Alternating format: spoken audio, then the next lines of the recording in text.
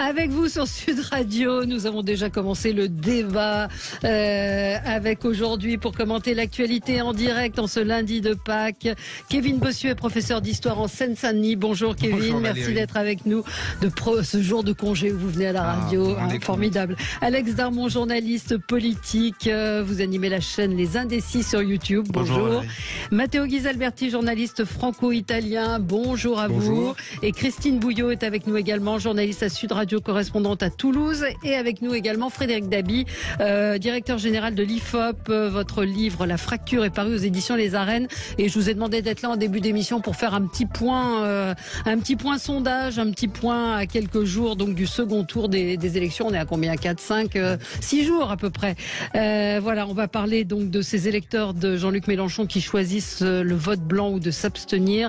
Les électeurs de Marine Le Pen sont-ils racistes? C'est ce qu'a dit hier Monsieur Boudjelat avant-hier lors du meeting d'Emmanuel Macron, et puis quelques promesses d'Emmanuel Macron dont nous allons parler avec vous. Frédéric Dabi, on va commencer. On va finir avec vous, pardon. Coup de cœur de Christine Bouillot. Christine. Oui, bonjour Valérie, bonjour tout le monde. Bonjour. Petit coup de cœur, 2 coups de cœur si vous permettez. C'est un petit clin d'œil comme ça. Je peux vous assurer que dans le sud de la France, tous les rendez-vous de ce week-end de Pâques, ça a cartonné. De Carcassonne à Bayonne, en passant par Bordeaux ou les bords de la Méditerranée, la météo, l'envie de changer d'air, ça a été vraiment. Et la météo jouera sans doute effectivement un rôle important dimanche prochain, parce que s'il avait fait beau comme ça pour un week-end d'élection, je ne sais pas ce que ça aurait pu donner. Voilà, c'est une petite parenthèse. Ouais, en même temps, on dit quand il pleut, les gens ils vont pas. Quand il fait beau, ils y vont pas non plus. Donc, il n'y a pas d'impact. Frédéric, le spécialiste. Non, il y a eu des études extrêmement approfondies de la science politique américaine qui montrent qu'il n'y a pas eu d'impact. Alors, il y a quand même eu le cas de Bordeaux au municipal où toute la bourgeoisie, si je puis dire, est partie sur le bassin le jour du vote, et c'est les voix qui ont manqué au maire sortant. Mais nationalement, je ne crois pas un impact fort. D'accord. Ouais. Bon, donc votre coup de cœur. Mais simplement, pour les professionnels du tourisme, je peux vous dire que c'est un week-end comparable à un gros week-end d'été. Donc c'est plutôt une bonne nouvelle pour eux. Autre bonne nouvelle, petit sujet à lire dans ce que j'aime beaucoup lire, la presse quotidienne régionale, sujet que nous avions fait aussi la semaine dernière, c'est le redémarrage de toute la filière aéronautique. Ça redémarre plein gaz, permettez-moi l'expression, à la fois les carnets de commandes, mais surtout les embauches, puisqu'on se retrouve aujourd'hui avec des entreprises qui cherchent des bras, des qualifications par tous les moyens, et ça devient extrêmement tendu de ce côté-là. Mais l'avion n'est pas mort. Voilà, l'avion et l'aviation, contrairement à ce qu'on aurait pu penser compte tenu et de la crise sanitaire et des difficultés, le seul bémol dans ce paysage-là, c'est le coût des carburants qui risque de faire remonter quelque peu le prix des billets d'avion et pourrait entraîner un ralentissement de l'utilisation de l'avion. Voilà. Ouais. Mais les postes à pourvoir, j'entendais ce matin à la radio, 300 000 emplois à pourvoir dans l'hôtellerie-restauration. 300 000 emplois. C'est absolument colossal, et je pense que ça interroge beaucoup sur notre rapport au travail. Demain, on va parler de l'hôpital aussi, avec des services, je le répéterai, je crois, tous les jours ici, et j'interpelle les candidats sur ce service de l'hôpital Saint-Louis qui va fermer, le service de pointe en France. Plus d'infirmières. C'est pas une question de lit. Donc les abrutis qui crient rouvrez des lits. Des lits, il y en a. Ce qui manque, c'est les infirmières qui ne sont pas payées. On a recours aux intérimaires. On en parlera demain. Mais ça, c'est aussi des gens qui sont lessivés, usés. Et dans la restauration, c'est pareil. Alors dans l'industrie, peut-être que c'est aussi la difficulté. Mais bon, Christine, on y reviendra. Faut qu'on continue notre tour de table. On va continuer, avec Matteo Ghisalberti. Oui, pour moi c'est un coup de gueule parce que j'ai constaté la paresse et l'attitude partisane encore une fois d'une bonne partie de nos confrères journalistes français qui n'ont pas relaté une information qui avait été déjà publiée d'ailleurs, donc c'était pas un grand effort d'en parler, par le New York Times la semaine passée, qui citait des officials, donc des fonctionnaires de l'Union européenne, qui disaient que en fait l'Union européenne est prête à mettre en place un embargo sur le pétrole russe, mais elle le fera après le 24 avril pour ne pas déranger la victoire d'Emmanuel Macron et favoriser Marine Le Pen. Donc moi, je peux comprendre que beaucoup de personnes, beaucoup de confrères, surtout dans les services publics, craignent pour leur emploi si Marine Le Pen gagne, parce qu'ils seront licenciés très probablement, ou ils partiront parce qu'ils ne sont pas alignés, ils ont vécu dans un monde de bisounours pendant des décennies, et donc je comprends leur peur. Mais en même temps, je vois tout simplement toujours les informations dans un sens. On fait pas le travail des journalistes. Moi, écoutez, je m'en fous de qui gagne. Je répète aussi que j'ai toujours un deuxième pays. Donc, si désolé, mais si les gens ne font pas l'effort d'aller voter, on en parlera tout à l'heure. On va en parler. C'est qui s'en prend à eux-mêmes. Mais ce que je veux dire, c'est que je suis très très très étonné de voir que s'il y a la moindre chose qui sort pour dénoncer le soi-disant fascisme qui serait en train de monter, etc., à cause ou grâce à la victoire de Marine Le Pen, éventuelle naturellement, il y a toute l'ouverture des médias, des JT et tout. S'il y a une chose que finalement va nous impacter sur notre portefeuille, parce que on va vraiment pâtir de l'augmentation des prix à partir de ceux à la pompe pour finir sur l'alimentation, on n'en parle pas parce qu'on veut garder. Sauf que dans 2 semaines, on aura des gens qui seront dans la rue à protester, à casser, etc. Donc bon. Je comprends pas très bien vous voulez en venir. Enfin, je dis qu'on tait des choses qui se vérifieront pour ne pas déranger une élection, soi-disant, mais pour ne pas déranger l'élection du président actuel. Je pense que tout le monde constate l'augmentation des prix. Moi, j'allais au marché hier, c'est absolument effarant. Oui. Effarant. Enfin, j'y vais tous les dimanches, mais j'ai trouvé qu'hier c'était particulièrement hallucinant. Le prix de la viande, du poisson. La viande est devenue un. Mais pourquoi on parle pas de l'hôpital dans cette campagne? Pourquoi on parle pas du pouvoir d'achat effectivement de façon plus concrète? Enfin, il y a plein de questions. C'est effectivement peut-être Kevin, votre coup de gueule, il est sur cette campagne. Hein. C'est une campagne de merde, pour reprendre l'expression en effet de Jean Lassalle.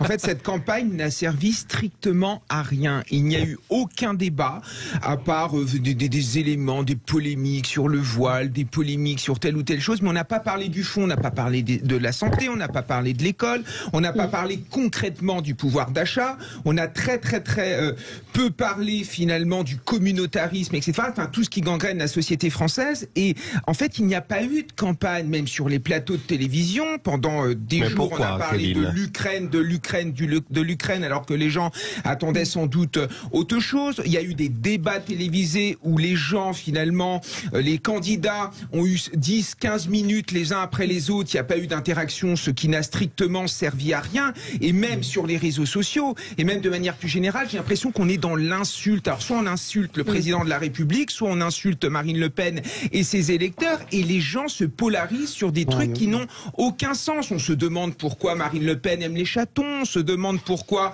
Emmanuel Macron a autant de poils sur le torse, mais je veux dire, on en est quand même là. Et ce qu'il y a de dingue quand on regarde les résultats du premier tour, c'est que finalement, il y a 3 blocs. Il y a un bloc qui est censé représenter le camp du bien, le camp de la raison, et après, il n'y a aucune alternative crédible. Moi, j'ai bien peur que dans 5 ans, finalement, la seule alternative crédible aille vers des partis extrémistes, et je pense que vraiment la société française va très mal, que la vie démocratique va très mal. Et un chiffre quand même, quand on ajoute l'abstention plus tous les gens qui ont voté pour des partis dits contestataires, on est à plus de 60%. Je crois qu'on est à 66%. Donc on voit bien. Et cette élection présidentielle n'a servi à rien. On est encore plus divisé qu'avant. Donc aucun débat. Franchement, c'est grave. Alors Alex n'est pas d'accord. Et puis peut-être un mot d'abord de Frédéric Dabi. Vous en avez pensé quoi de cette campagne? Vous êtes d'accord ou pas? J'entends ce que dit Kevin Bossuet. Ce qu'il dit a rencontré l'assentiment des Français sur l'absence de débat. On oublie à quel point les débats de 2017, celui avec les 5 candidats sur TF1, celui avec les 12 candidats sur CNews, BFM et celui sur France 2, avaient plu aux Français. Et ce qu'il dit est corroboré par une enquête IFOP fiduciale pour Sud Radio où on avait 80% des Français qui jugeaient que la campagne était de mauvaise qualité. Pour autant, ils avaient l'impression qu'ils avaient pu faire leur choix à travers les programmes. Là où je nuance un petit peu ce que dit Kevin, c'est que il fallait chercher, certes, mais il y a eu plusieurs moments où les Français ont pu voir concrètement les propositions des candidats. Je pense au grand oral sur la santé qui a été en fait télévisé, les grandes assises du logement. Il y a eu des moments spécifiques, c'est vrai, où on a pu faire ce choix. Maintenant, c'est vrai que je peux être d'accord avec lui quand on voit l'anecdote.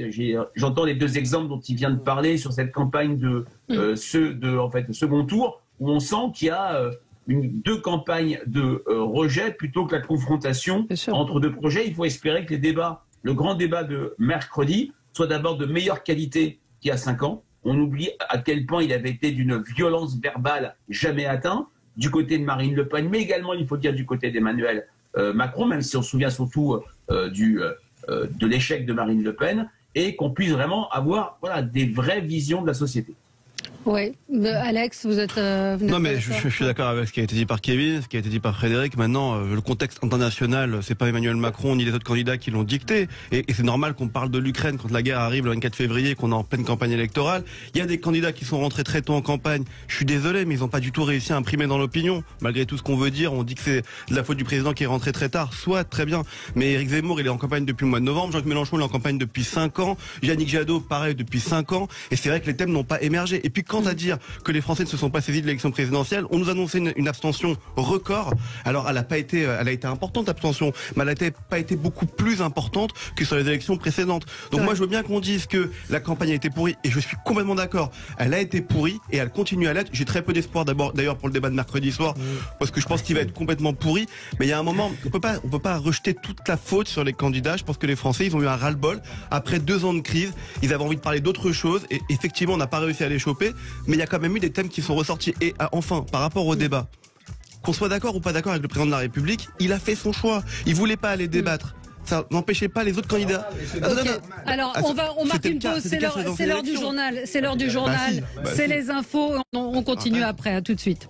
Les débats avec vous jusqu'à midi. On est en direct sur Sud Radio avec vous en ce lundi de Pâques. Christine Bouillot est avec nous, journaliste à Sud Radio, correspondante à Toulouse. Kevin Bossuet, professeur d'histoire en Seine-Saint-Denis. Alex Darmon, journaliste politique. Vous animez la chaîne Les Indécis sur YouTube. Et Matteo Ghisalberti, journaliste franco-italien, est également en studio. Et Frédéric Dabi, directeur général de l'IFOP, votre dernier livre, La Fracture, est paru aux éditions Les Arènes. Vous êtes là en guest star pour nous faire un petit point dans quelques instants sur l'état de l'opinion à quelques jours du second tour. Rapidement, on continue. Coup de cœur, coup de gueule. Alex Darmon, coup de gueule. Ouais, mon coup de gueule, c'est sur ces jeunes qui se sentent dépossédés de l'élection présidentielle. Avec le papier de France Info. Le papier de France Info, du Parisien, il y en a même eu du Parisien, où on nous explique que ces jeunes souhaiteraient qu'on limite les seniors ou les gens de plus de 65 ans à aller voter, qu'on pondère leur vote parce qu'ils ont pourri la planète et qu'ils leur ont volé leur jeunesse pour certains pendant le Covid.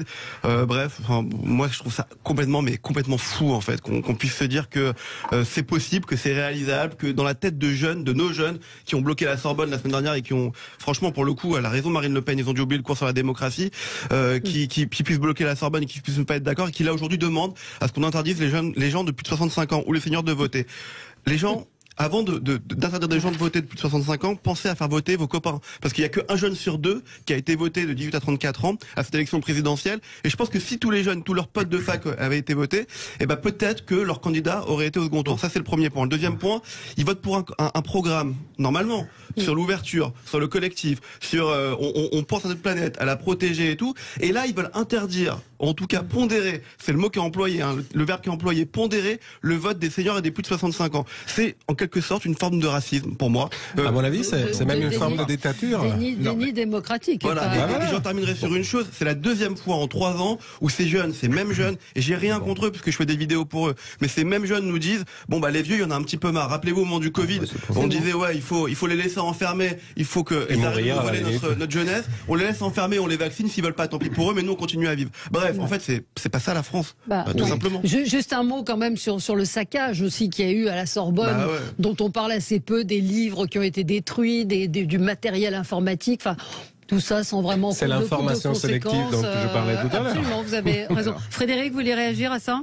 Non, je voulais réagir, j'entends ce que dit Alex. Alors, c'est vrai quand même, je l'ai vu dans mon livre et à travers l'enquête qu'on a fait, absolument. La guerre des générations entre les plus jeunes et les plus âgés, franchement, elle n'existe pas vraiment. Même si ce dont parle Alex correspond à une réalité. C'est vrai que sur le poids électoral, on a 8 millions de 18-30 ans, et si même inférieur, si on enlève les personnes mal inscrites, pas inscrites et celles qui ne votent pas, on n'avait que 4 millions de primo-votants, c'est-à-dire de Français votant pour la première fois une élection présidentielle, et 24 millions de 50 ans et plus, et 12 millions de 65 ans et plus. Donc c'est vrai que quantitativement, il peut y avoir une frustration. Ce que je trouve incroyable, c'est qu'elle s'exprime comme cela sur le mode pourquoi les jeunes, les personnes âgées ont un tel poids. En 2007, pour prendre un exemple récent, Ségolène Royal, je ne sais pas si vous le savez tous, chez les moins de 40 ans, gagnait l'élection présidentielle.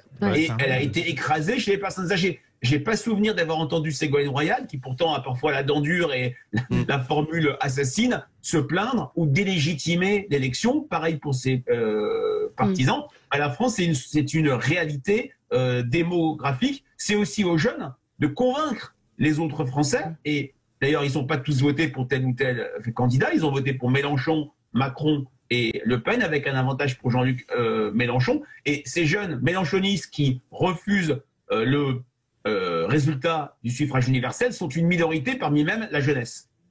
Oui, absolument. Alors, après, Kevin, vouloir exclure une partie du vote, une partie de nos concitoyens, évidemment ridicule, mais c'est vrai qu'on est en France dans une forme de gérontocratie.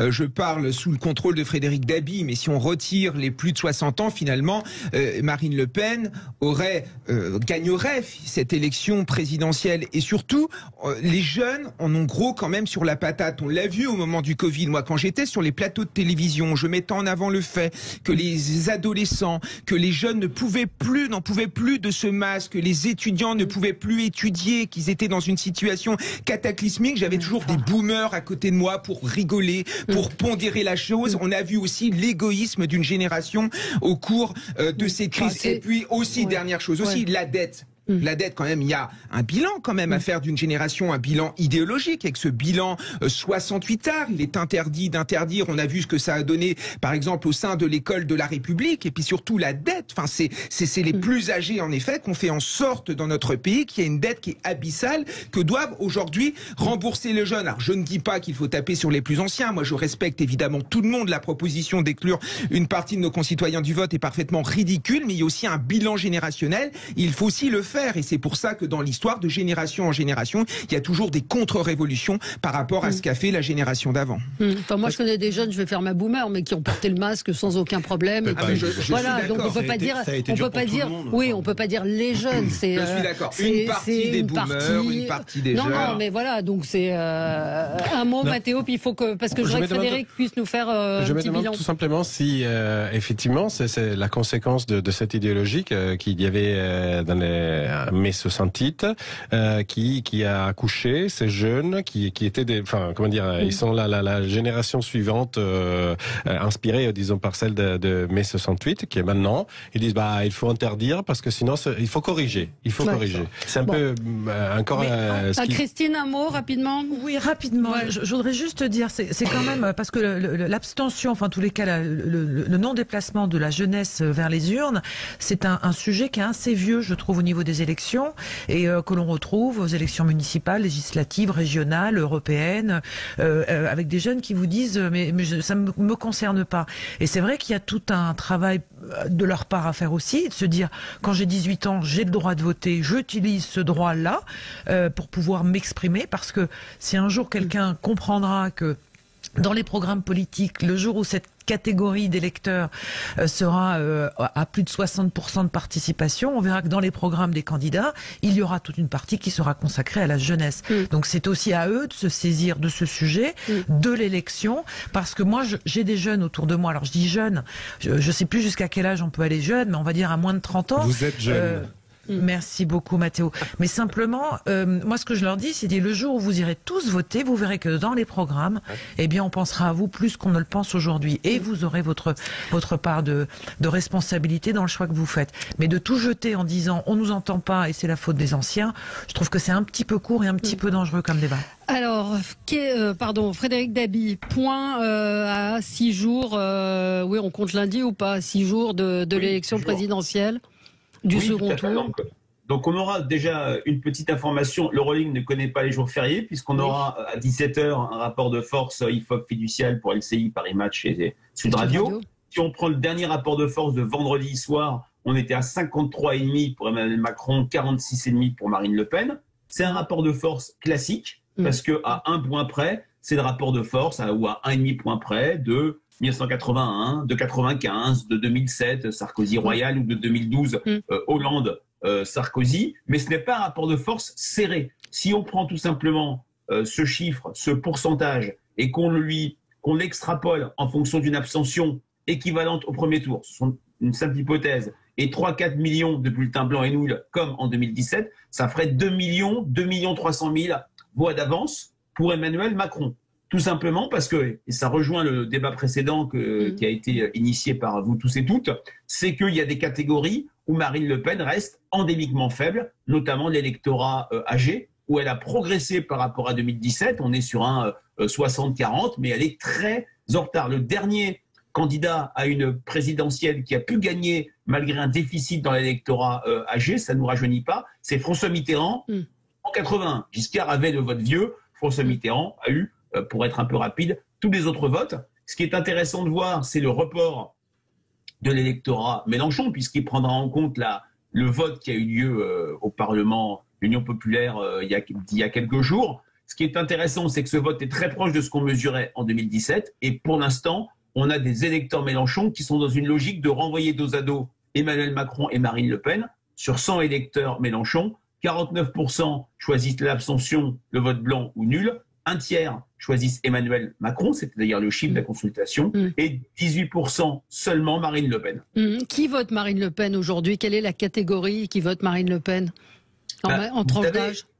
Valérie, quand on est à 53,5, 46,5, il y a beaucoup de catégories où Marine Le Pen est majoritaire. On parlait des jeunes. Il y a une jeunesse qui vote Marine Le Pen, les 25-34 ans, la génération de l'insertion qui peine à s'insérer. Les 50-64 ans, la génération qui se fait doucement renvoyer des entreprises et qui va recevoir en pleine figure, si je puis dire, la future réforme des retraites. Marine Le Pen est en tête dans les catégories populaires. Il y a une vraie catégorie où il y a une zone de frottement Macron-Le Pen, c'est le salariat, où ils sont à quasi-égalité. D'ailleurs, c'était la première fois dimanche dernier au premier tour que Marine Le Pen arrivait en tête chez les salariés du secteur privé. Mais vous dites c'est à peu près le même écart qu'on avait. On est dans... Oui, sauf que pour le Rassemblement national, c'est quand même particulier. C'est-à-dire là, vous comparez des partis habituels. Là, c'est la première fois, me semble-t-il, que l'écart est aussi faible pour le Rassemblement national. Alors, si j'ai pas été clair, veuillez m'en excuser. Je parlais des seconds tours historiques, mais effectivement, pour le Rassemblement Front National, c'est du jamais vu. Je rappelle 82-18 pour Jacques Chirac en mai 2002, 66-34 pour Emmanuel Macron face à Marine Le Pen. Mais rappelons-nous, Valérie, que juste avant le débat catastrophique de Marine Le Pen, on était dans le rolling de l'époque à 59-41. Là, on est sur un second tour, je dirais, bien positionné pour le président sortant, mais où Marine Le Pen aurait un score jamais vu. Je voulais demander une chose à Frédéric Dabi. À vrai dire, la première, c'est est-ce que les appels des anciens de la politique ou de ceux qui ont été battus, soit dans cette élection ou la précédente, comme Hamon, Sarkozy, Hollande et puis Pécresse, etc. Est-ce qu'ils ont eu un impact et surtout sur les jeunes ou pas du tout? Moi, j'ai tendance, cher Mathéo, à mettre à distance les appels, les pétitions d'artistes, les hommes politiques retirés ou pas qui appellent à voter pour l'un ou l'autre candidat. Ça participe à un récit qui est « regardez, je suis soutenu par tout le monde », mais ça ne fait pas bouger beaucoup de voix. Il y a une telle désocialisation, dépolitisation, que le choix est de plus en plus individuel, et je pense pas que les choses bougent beaucoup. D'ailleurs, on a vu, Jean-Luc Mélenchon a été beaucoup plus clair en 2022 qu'en 2017. Il a dit pas une voix pour l'extrême droite, il l'a répété 4 fois, vous vous en souvenez, dimanche dernier. Absolument. Et pour autant, on a à peu près le même rapport de force qu'il y a 5 ans. Merci beaucoup Frédéric. On va Merci. vous laisser retourner à vos chiffres et on attend le rolling.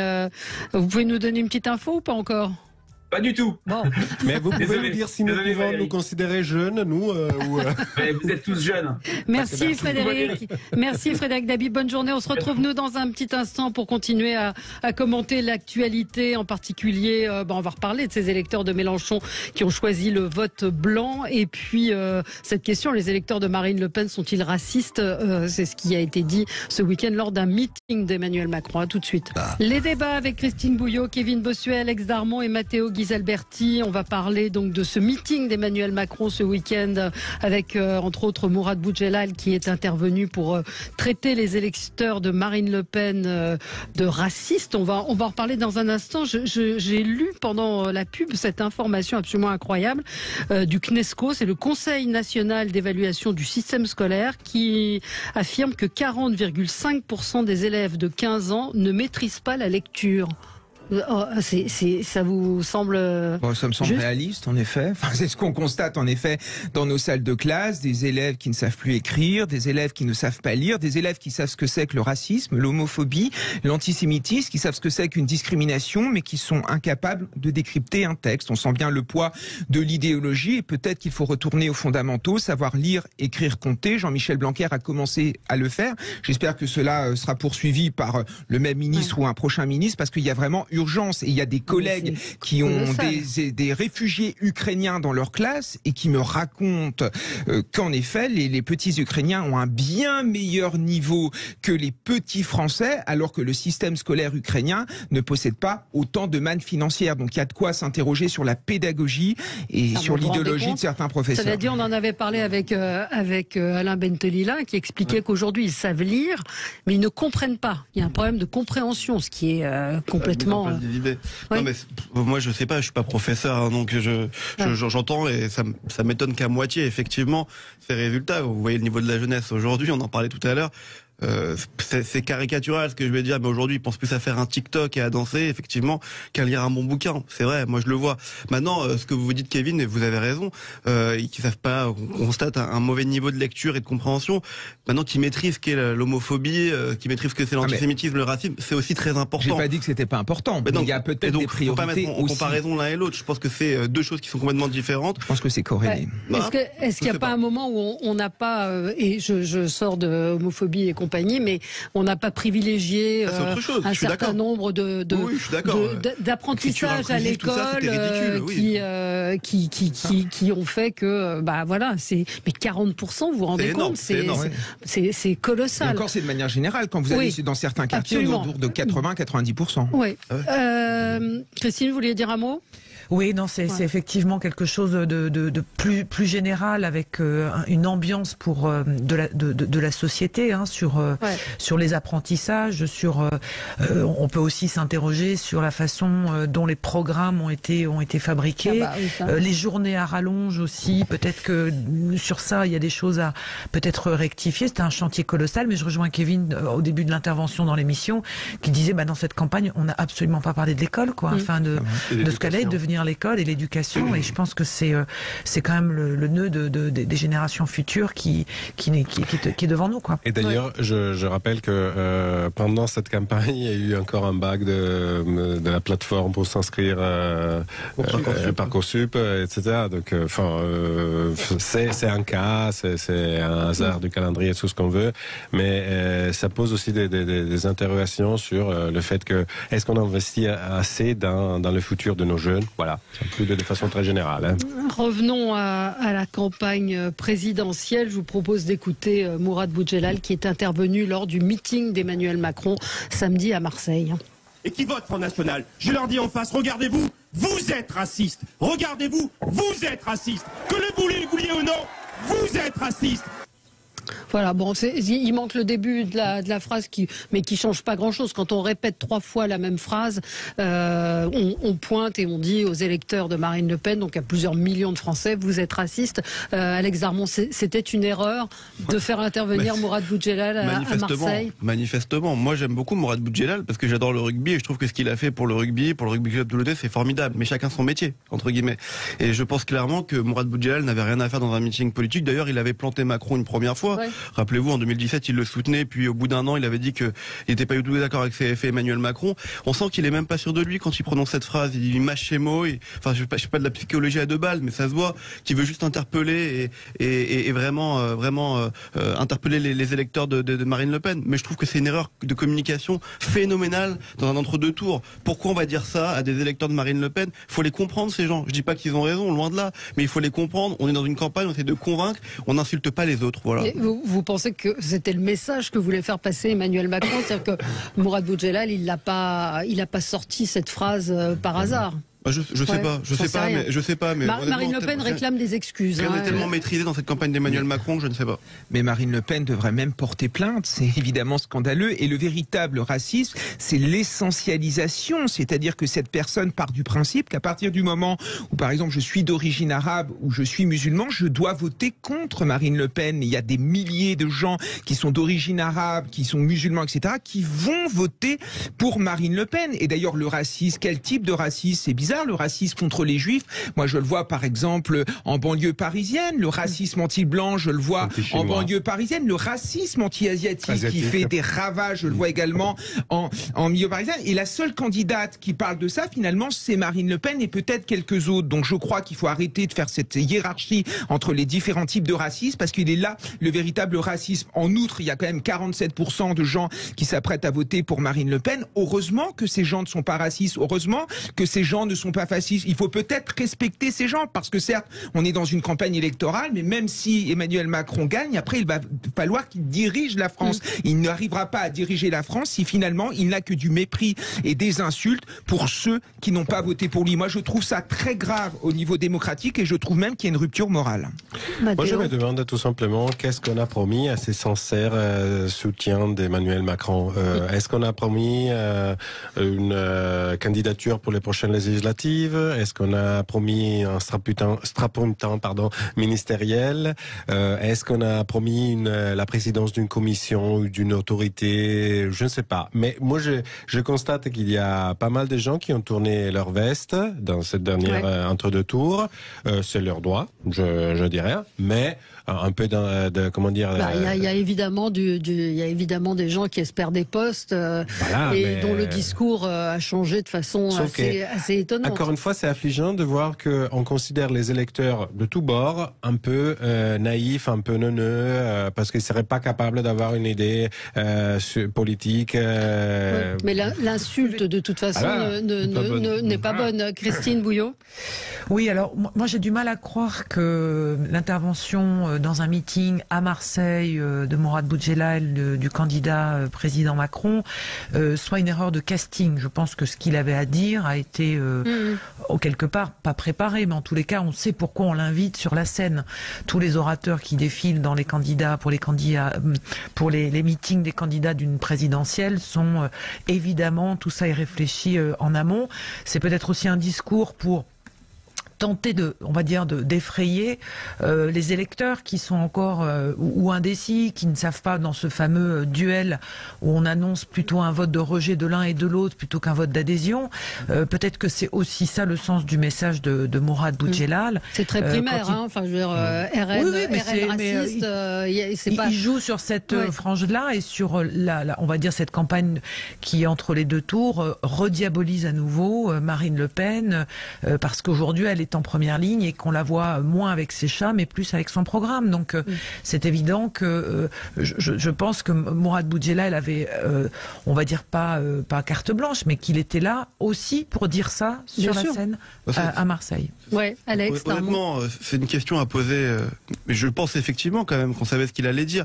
Mais là, c'est d'une violence, vraiment. Quand vous insultez des millions de personnes de racistes, c'est très violent. Donc moi, si j'étais journaliste, je poserais la question au candidat Emmanuel Macron, parce que quand vous connaissez un petit peu Mourad Boudjelal, si vous pouviez lui poser la question, parce que oui, il y a des journalistes qui peuvent. Et il a répondu à Quotidien hier après-midi. Donc c'est-à-dire qu'il y a des journalistes qui peuvent lui poser la question. Ce que je veux dire par là, c'est que quand vous connaissez un tout petit peu Mourad Boudjelal et l'homme qu'il est, vous savez très bien qu'il peut partir en vrille à n'importe quel moment. Et il peut vous dire qu'il va dire quelque chose et puis 3 minutes après dire complètement l'inverse. Encore une fois, je dis pas que c'est le cas, mais je dis simplement que c'est une question à poser et à se renseigner, parce que effectivement traiter des millions de personnes de racistes, c'est quand même dans un meeting à Marseille, c'est quand même très violent. Emmanuel Macron, Marine Le Pen a demandé des excuses sur Twitter. Je demande solennellement à Emmanuel Macron de condamner ses propos intolérables et de cesser sa campagne de mensonges envers l'opposition. On va voir s'il lui répond. Oui, elle a raison. Et puis même cette campagne, on est sans arrêt en train de caricaturer le programme de Marine Le Pen. J'entendais Gabriel Attal nous raconter qu'au sein du Rassemblement national, il y avait Vladimir Poutine partout. Mais c'est évidemment ridicule. J'entendais également des représentants de La République En Marche nous raconter que dans le programme de Marine Le Pen, il y avait un Frexit caché. Enfin, c'est évidemment ridicule. On est en train d'hystériser, on est en train de diffamer. C'est un petit peu ridicule. C'est Jean Tirole, prix Nobel d'économie. Même les gens de gauche qui nous racontent que finalement Marine Le Pen c'est le mal parce qu'elle veut faire des référendums. Enfin, moi je ne comprends pas. Ça n'a rien à voir. Faire des référendums, avoir un Frexit caché. La problématique qu'il y a derrière tout ça, c'est-à-dire qu'on ne parle pas du fond, on ne parle pas des propositions. Moi, je n'ai rien contre Marine Le Pen, je n'ai rien contre Emmanuel Macron. Je veux qu'il y ait un débat de fond pour qu'on éclaire le débat public et qu'on puisse choisir. Et les invectives des uns et des autres, ça ne m'intéresse pas. Et je dis ça vis-à-vis d'Emmanuel Macron, du camp d'Emmanuel Macron, mais je pourrais dire la même chose également vis-à-vis du camp de Marine Le Pen, où en effet, ce sont des insultes perpétuelles. Je pense que ce débat n'est pas digne d'une démocratie civilisée. Et moi, très franchement, en tant que citoyen, j'en ai ras-le-bol. Oui, mais je me permets d'ajouter une chose pourquoi je demandais, on est dans cette situation. À mon avis, la grande responsabilité, c'est d'Emmanuel Macron, contre lequel je n'ai rien, mais je constate tout simplement qu'il a obligé toutes les... Non mais c'est un peu, je ne suis pas raciste, mais... Non, écoutez, je rigole, voilà. Mais ce que je constate, c'est que tous les médias, on disait tout à l'heure, pourquoi les journalistes ne posent pas des questions? Parce qu'ils ne peuvent pas leur poser des questions. Ils se sont adaptés aussi à faire des contorsions pour éviter d'avoir un vrai débat avant le premier tour. Et donc, on n'a pas posé des vraies questions. Mais les journalistes posent des questions. Enfin, alors, on marque une pause. Oh là là, on déborde. On se retrouve dans un instant après la pause. Les débats avec vous jusqu'à midi. Juste une réaction de Clément Beaune ce matin, qui était l'invité de la matinale de Sud Radio de Jean-Marie Bordry. Clément Beaune qui dit: ce ne sont pas les propos d'Emmanuel Macron. Ces propos n'auraient pas dû être prononcés. Je ne les partage pas. Voilà. Donc c'est une sorte de petit mea culpa. En tout cas, voilà. Je voudrais qu'on parle de ces électeurs de Jean-Luc Mélenchon qui choisissent le vote blanc. Frédéric Dabi nous le rappelait, le vote blanc est arrivé en tête avec 37,65% des 215 000 voix exprimées lors de la consultation qu'a réalisée Jean-Luc Mélenchon auprès de ses soutiens. Le vote Macron arrive avec 33,4% des voix devant l'abstention qui est proche des 30%. Donc le vote Le Pen n'était pas proposé en vertu de la consigne qui avait été donnée par Jean-Luc Mélenchon. Vous ne devez pas donner une voix à Marine Le Pen. Abstention, vote blanc. Christine Bouillot. Oui, c'est sans surprise, parce qu'effectivement, on sent bien que chez les électeurs de Jean-Luc Mélenchon, on était tiraillés sur ce deuxième tour, et on le sent. Alors, je ne crois pas qu'en plus le débat de mercredi soir à la télévision les fasse encore bouger dans les lignes. Ce vote blanc, je pense que pour eux, ils sont surtout sur les législatives, et que à partir de là, ils laissent les électeurs qui veulent s'exprimer dimanche prochain régler le vrai faux suspense de ce deuxième tour, et que pour eux la bataille c'est celle d'après. Donc je suis absolument pas surprise de voir que le vote s'abstenir ou voter blanc, en tous les cas ne pas donner une voix à Marine Le Pen, mais en ne cautionnant pas de faire barrage, en donnant sa voix à Emmanuel Macron. Mais je connais aussi des électeurs mélenchonistes qui disent on va voter Emmanuel Macron justement pour que derrière on puisse avoir une vraie opposition, nous, vis-à-vis de lui et de son programme néolibéral. C'est ce qu'ils disent en tous les cas. Mais quelle est la logique de voter pour Emmanuel Macron ? Justement, pour pouvoir derrière avoir un vrai débat de société sur pour ou contre une mondialisation telle que provoquer l'affrontement. Ouais. D'accord. Exactement. Ouais. Matteo, personnellement, j'apprécie un peu plus ceux qui quand même font l'effort d'aller voter, même s'ils votent blanc, même si ce n'est pas pris en considération. Mais j'estime que quand tu as un certain nombre de votes blancs, si tu veux pas les regarder, c'est ton affaire. Mais en même temps, ils sont là et ils peuvent poser des questions. De l'autre côté, je rappelle effectivement que le prochain président de la République aura à faire avec un Parlement qui, à mon avis, ne sera pas monolithique comme celui actuel, parce qu'en juin, il y a aussi les législatives. Moins qu'on puisse dire. Peut-être je suis un peu naïf, moi, parce que je viens d'un autre pays, effectivement, et quand on vote, dans le sens, c'est pas pour mettre une médaille aux Italiens, parce qu'il y a une forte abstention là-bas aussi, mais quand même, on participe à tout niveau des élections, parce que c'est important, parce que tu peux pas râler si après t'as pas au moins participé au vote sans forcément donner ta préférence, parce que si les deux candidats te plaisent pas, tu les votes pas, d'accord, mais vas-y. Fais entendre ta voix. Ouais, alors peut-être Alex. Non mais moi, on est en 2022, ça fait 20 ans, le 2002. Et à l'époque, Jean-Luc Mélenchon le premier, moi j'avais 14 ans, je me rappelle très bien, Jean-Luc Mélenchon le premier disait tout sauf Le Pen. On est 20 ans après, aujourd'hui on a plus l'impression que la France Insoumise c'est tout sauf Macron. Parce que quand on regarde les résultats du Parlement de l'Union Populaire, on voit qu'il y en a majoritairement certains qui veulent aller voter blanc. Voilà. Et il y en a qui ne se prononcent pas. Donc quand vous cumulez ces deux votes, c'est du tout sauf Macron. C'est leur choix, mais ça veut dire que depuis des années et depuis des semaines et depuis des mois, ce que répètent des journalistes, puisqu'on parle des journalistes, que les programmes de Jean-Luc Mélenchon et de Marine Le Pen se ressemblent beaucoup et qu'il y a beaucoup de points communs, ça s'avère vrai aujourd'hui. Ouais. Parce qu'il y a des gens qui vont aller voter Marine Le Pen ou qui vont aller voter blanc, mais d'un point de vue économique, certes, sans doute, mais c'est un point très important aujourd'hui, le point de vue économique. Le pouvoir d'achat, c'est un thème de campagne les plus importants. Donc ça veut juste dire que ces deux programmes, celui de Marine Le Pen et de Jean-Luc Mélenchon, se ressemblent énormément, qu'aujourd'hui, je vais pas dire que ça devient banal, mais c'est pas loin que certains électeurs de Jean-Luc Mélenchon, pour eux, ça leur semble tout à fait normal de plus aller voter Marine Le Pen ou de voter blanc que d'aller voter Emmanuel Macron. Donc il y a une transition et il y a un vrai changement dans la société française. Mais ce que je me demande, c'est en prévision aussi des législatives, Emmanuel Macron n'a pas fait mystère du fait qu'il voudra reprendre, par exemple, la réforme des pensions, des retraites. Pardon. Il a quand même dit qu'il allait peut-être réfléchir.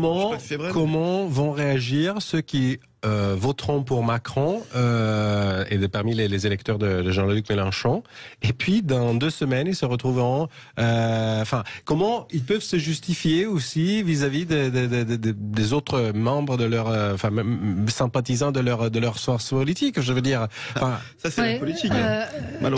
Kevin Bossuet. Moi tout d'abord j'aimerais noter le déni démocratique du comité central de la France Insoumise, qui évidemment propose au vote tout sauf le fait qu'on puisse éventuellement voter Le Pen quand on appartient à la France Insoumise. Moi, ça me laisse songeur aussi. En outre, sur le succès de Jean-Luc Mélenchon, il faut quand même le pondérer, parce qu'il y a eu quand même un effet de vote utile. Il y a beaucoup de gens de gauche qui ont voté pour Jean-Luc Mélenchon sans partager, par exemple, sa soumission vis-à-vis de l'islamo-gauchisme, ou encore ses insultes vis-à-vis de la police républicaine. Et puis après, quand on regarde sur le fond, il est évident que le programme économique de Marine Le Pen est plutôt proche du programme économique de Jean-Luc Mélenchon. Et d'ailleurs, il y a plein de gens qui appartiennent à la France Insoumise, qui nous racontent qu'ils vont voter blanc. Alors je suis convaincu, dans l'Ison-Loire, ils mettront le vote Le Pen. On verra. Christine, la proximité économique du programme de Marine Le Pen et Jean-Luc Mélenchon est quand même relativement mince si on prend juste le domaine écologique, puisque je crois me souvenir que Jean-Luc Mélenchon en fait un facteur de développement économique,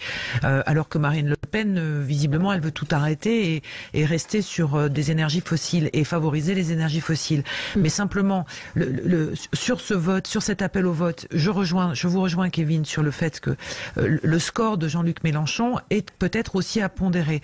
Donc attention à l'effet loupe, parce qu'il y a le vote utile et que peut-être dans ce vote utile, il y a des gens qui répondent pas aux injonctions, mais qui ne se reconnaissent pas dans cet appel à ne pas donner de voix à Marine Le Pen et donc veulent faire barrage à Marine Le Pen, et que par conséquent, on est sur un score peut-être tout petit peu majoré. Mais simplement...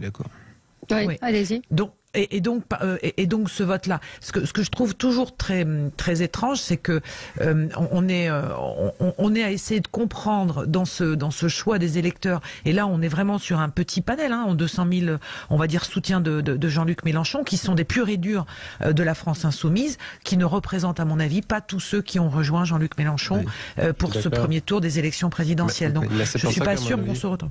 Il y a un auditeur qui m'envoie juste un comparatif des programmes de Marine Le Pen et de Jean-Luc Mélenchon, et il y a effectivement un certain nombre de points sur lesquels c'est un tableau avec des cases où ils sont d'accord sur un grand nombre de points, en particulier sur l'économie. Moi, je veux bien qu'on dise que c'est juste un panel, mais bon, si c'était pas corrélé par les sondages qu'on entend tous les jours de Frédéric Dabi ou d'autres instituts de sondage, ok, pourquoi pas, mais on peut pas dire que les sondages ne soient pas complètement plantés au premier tour. Ils n'ont pas eu raison sur tout, mais sur les grandes lignes, ils ont eu raison. Sur les grandes lignes et sur les tendances. Et souvent, au second tour, ils ont souvent raison. Donc, faut arrêter de se cacher les yeux. Après, moi, je trouve que ces sondages posent un problème démocratique, parce que quand vous regardez le choix des électeurs, en fait, c'est un vote utile. Il y a beaucoup de gens de droite qui ont voté Emmanuel Macron pour éviter un second tour. Le Pen, Mélenchon, et du coup, Valérie Pécresse se retrouve en difficulté, le parti LR se retrouve en difficulté, et prêt, finalement, ce parti va être effacé de l'échiquier politique. Mais oui, mais ça pose un problème. Je veux dire, quand on fait son choix en fonction de sondages et non pas en fonction de convictions personnelles, ça pose quand même problème sur l'issue du choix. Honnêtement, moi, je pense que les 15 derniers jours avant le premier tour, faut interdire ces sondages. Honnêtement, en toute honnêteté, s'il n'y avait pas eu les sondages, vous pensez vraiment que Valérie Pécresse, elle aurait fait plus de 7 ou 8%? Oui, mais elle aurait été remboursée, elle aurait pas été à 4,7%. D'accord, mais ça aurait quand même acté la disparition d'un parti comme aurait fait un autre choix sans ces sondages. Peut-être, je me rends pas compte. Point remboursement, justement, Valérie Pécresse aurait récolté 1 400 000 € après son appel au don. Bon, ça fait loin. On est loin des 5 millions, mais 1 400 000 €. Je voudrais qu'on parle d'un thème de campagne, en particulier Emmanuel Macron qui a promis de faire un pas vers la déconjugalisation de l'AAH. Je sais que c'est l'allocation adulte handicapé. Je sais que vous êtes un certain nombre à être concernés par ce sujet. On va en parler dans un instant. On marque une toute petite pause et on est avec vous en direct sur Sud Radio pour parler de cette allégation adulte handicapé sur laquelle le président, le gouvernement a toujours refusé d'avancer. Et là, vendredi dernier, face à une jeune femme handicapée, Emmanuel Macron a décidé d'accorder cette aide financière. À tout de suite. Les débats avec vous sur Sud Radio. Je lisais à mes camarades de plateau un extrait d'un article du Parisien qui faisait le point sur la campagne, en particulier ce qu'Emmanuel Macron devait faire. Ça rejoint notre sujet sur les concessions qu'il est en train de faire. Et alors Patrick Mignola, qui est patron du groupe Modem de à l'Assemblée nationale, aurait affirmé, enfin c'est au présent, soupire le patron du groupe Modem, c'est globalement un problème de la majorité. On manque d'élus qui boivent de la bière et qui mangent des frites avec les doigts. Du coup, la France populaire a le sentiment qu'on ne voit pas comme elle. Il manque plus que la clope et rouler au diesel. Voilà. C'est formidable. Voilà. C'est les pauvres. Voilà. Les pauvres qui, peut-être qu'Emmanuel Macron a ouvert sa chemise hier pour montrer que. Ça vous a marqué. Ça a fait le tour des réseaux sociaux toute la journée hier. Ça avait commencé avec Hollande et les Cendants en même temps. Enfin, il y a un mépris, c'est incroyable.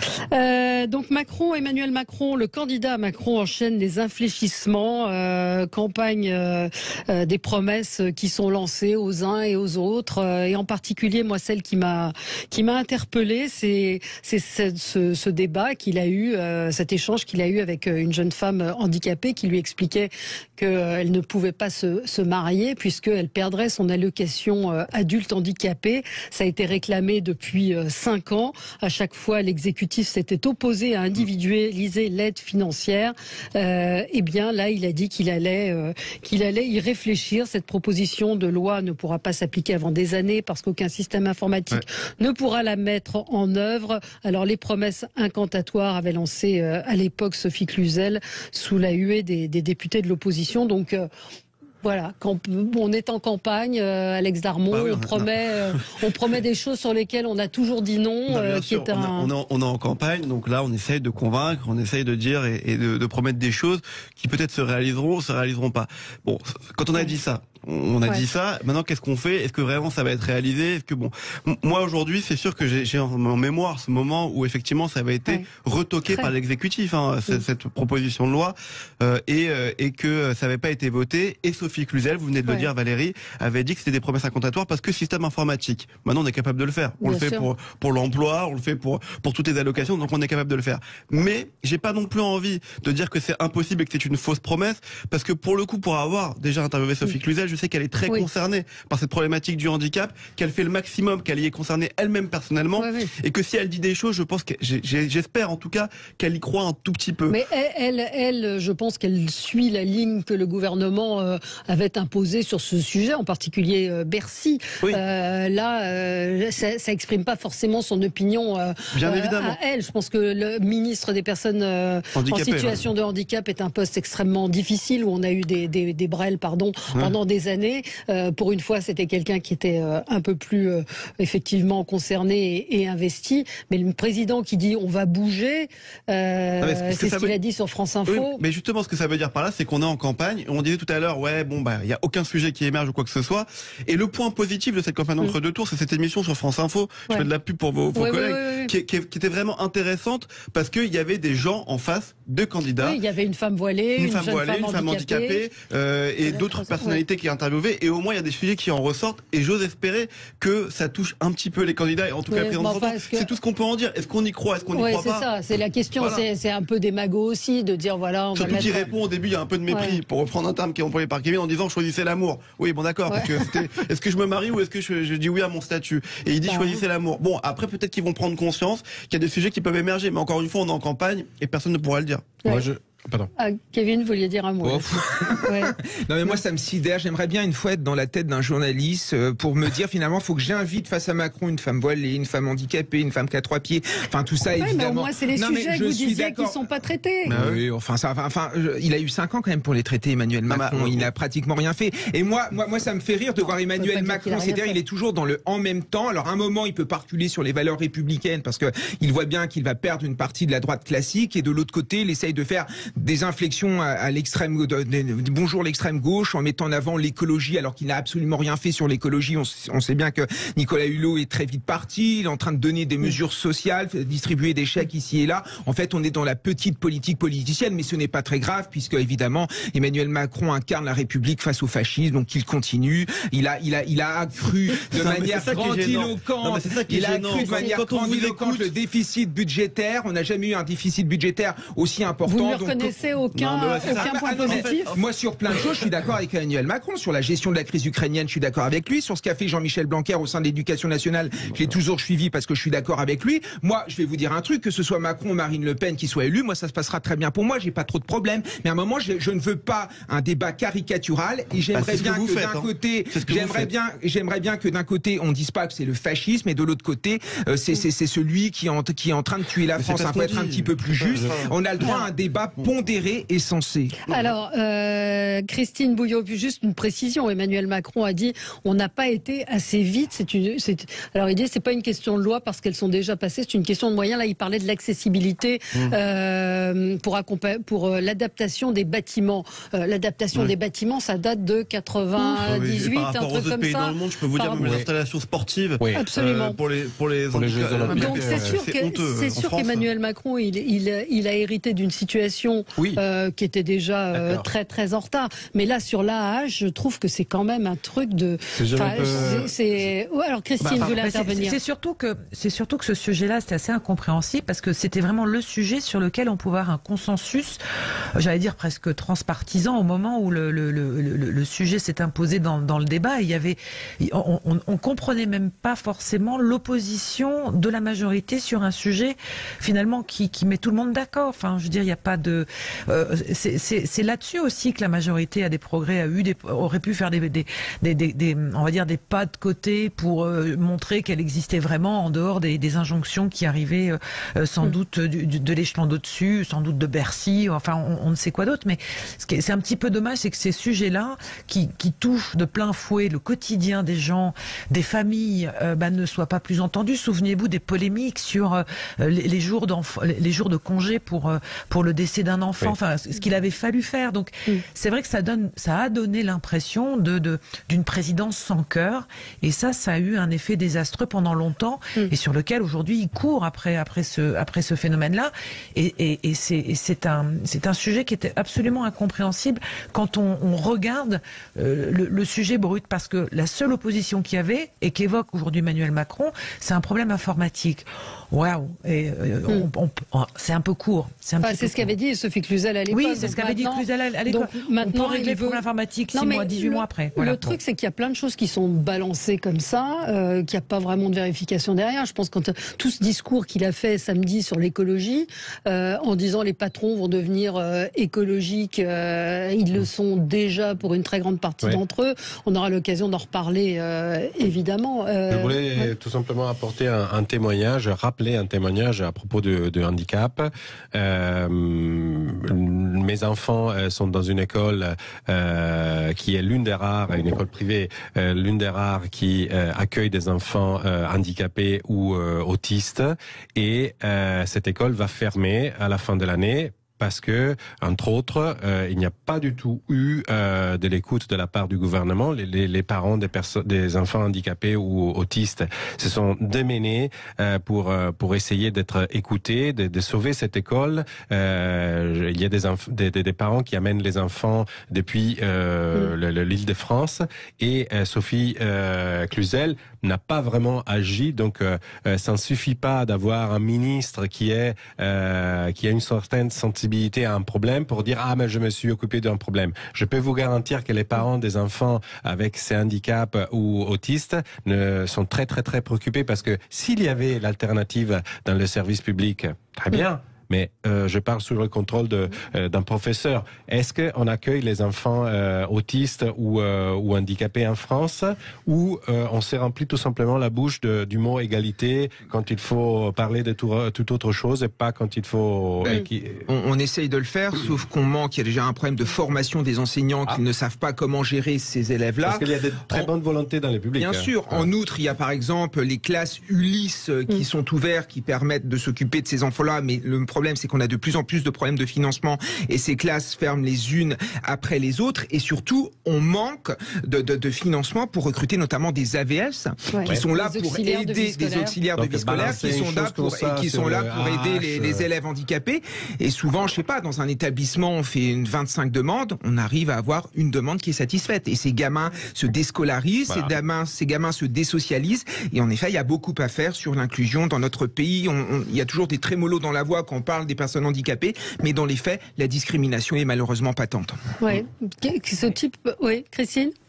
Non, mais je rejoins Kevin. Et là, d'ailleurs, Emmanuel Macron a été interpellé dans une interview qu'il donne par des journalistes, et qu'il est questionné en disant: vous aviez promis d'augmenter, de titulariser toutes les AVS et d'augmenter leur rémunération, de les intégrer à un système scolaire, parce que elles sont en dehors du champ de l'éducation nationale. Et vous n'avez rien fait en 5 ans. Et c'est vrai que là-dessus, il a été épinglé. Il a été obligé de reconnaître que là-dessus, il n'avait pas tenu sa promesse. Donc, quand on dit les sujets ne sont pas forcément tous abordés, oui, mais quand ils sont abordés, ils le sont, et ils sont mis devant ces contradictions. C'est moins facile pour Marine Le Pen, puisque pour l'instant, elle n'est que candidate, elle a toujours été dans l'opposition. En revanche, il y a des très bons papiers qui sortent sur le travail parlementaire qu'elle a effectué à l'Assemblée nationale. Je vous invite à le lire. Alex, non, mais moi j'entends tout ce qui est dit. Je vais vous raconter une anecdote pour le coup, pour dire que effectivement tout n'a pas été fait, mais pour pas être dans la caricature, il faut quand même rappeler qu'il y a eu 2 ans de crise Covid qui ont ralenti beaucoup de choses, qui a eu les gilets jaunes qui ont ralenti beaucoup de choses. Moi, je me rappelle, juste avant le confinement, au mois de janvier 2020, je voulais faire un documentaire autour de 3 enfants handicapés qui étaient dans une classe à Rueil-Malmaison, voilà, pour donner la ville. Et j'avais eu toutes les autorisations. J'avais même eu, entre guillemets, un accord de l'Éducation nationale, du ministère de l'Éducation nationale, avec un soutien de l'Éducation du ministère de l'Éducation nationale pour montrer le travail qui avait été fait.